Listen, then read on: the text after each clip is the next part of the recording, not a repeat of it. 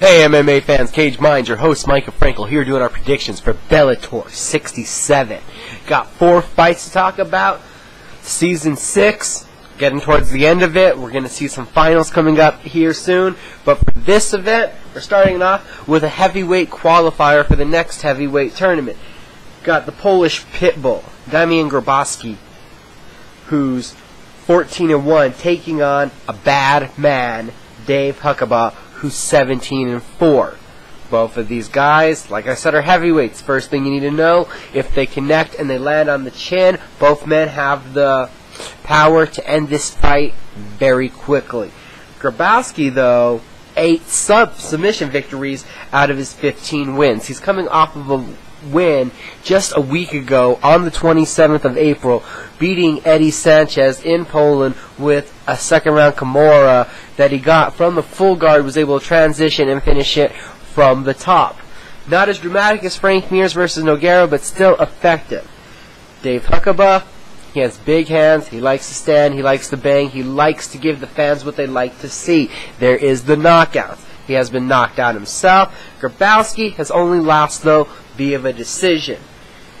Grabowski has a wider range of attacks, I believe. Better grappling. Huckaba does have the striking advantage here. Huckaba wins, it'd be with the TKO. But our prediction for this fight, Grabowski is going to be too big, too strong in the clinch. Keep it close, keep the pressure on, get the takedown, and I see him winning this with a guillotine, as Huckaba will be trying to stand back up. He'll pull it, grab the neck, and collapse it for a submission. I think we're going to see that in the second round. We're going to go second round, guillotine submission for Damian Grabowski, that he will move on to the Bellator next heavyweight tournament. Next fight we're talking about could be a qualifier for an upcoming Bellator welterweight tournament. We've got Ryan Ford, 17-4, taking on Luis Santos, who's 57-1. Ryan Ford is explosive, 9 TKOs, 7 submissions.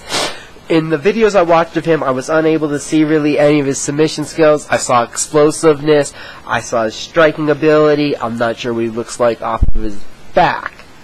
Luis Santos, last time we saw him, he was getting a whole lot of takedowns on Ben Saunders and then losing the fight from Saunders' rubber guard being beat up and beat down.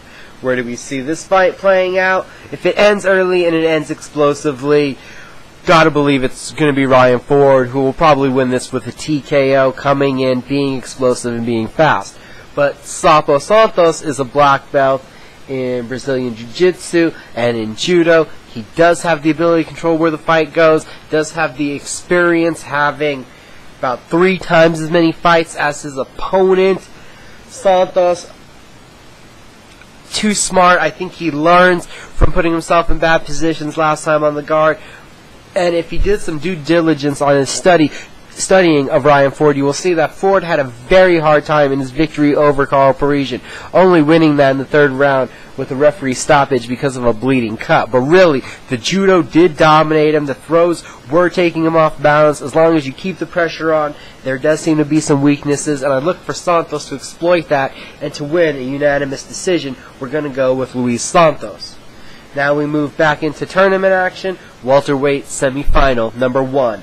Killer B, Ben Saunders, 13-4-2, taking on a beast, Bryan Baker, who's 17-4.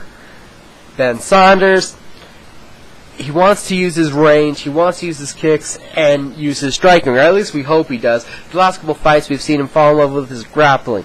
Ben Saunders is one of the best grapplers, though, for being on his back that I've seen in mixed martial arts. His rubber guard, punishing people, getting transitions, and constantly keeping you on top in defense mode, fighting off submissions. Bryan Baker is a beast. At middleweight, he was a beast. Knockout power, not great technique, but a lot of raw power in his hands. We don't know if he's kept that power, dropping down to welterweight. He seemed to be sluggish. The weight cut last time out really hurt him. It's only been 4 weeks. What's the improvements you can make on the weight cut?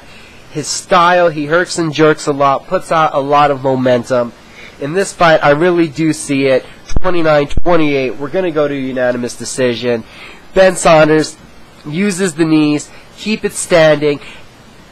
The first round will probably be Bryan Baker's, I believe. But Saunders will use all of his tools, get the knees in the clinch. I think he's going to have a bigger gas tank. That's going to prove crucial. He's been working on his wrestling very diligently. I don't think Baker will be able to take him down as easy as he wanted to.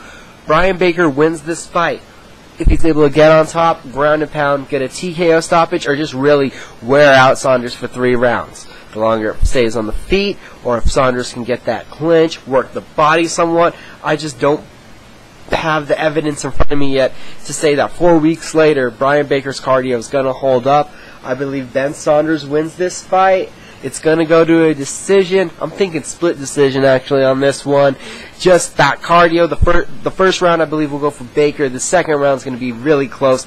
And the third round, because of the gasp and cardio, I think Saunders is going to push through it, be dominant in that round. We're taking Ben Saunders with a split decision. And now we go to the main event of Bellator 67.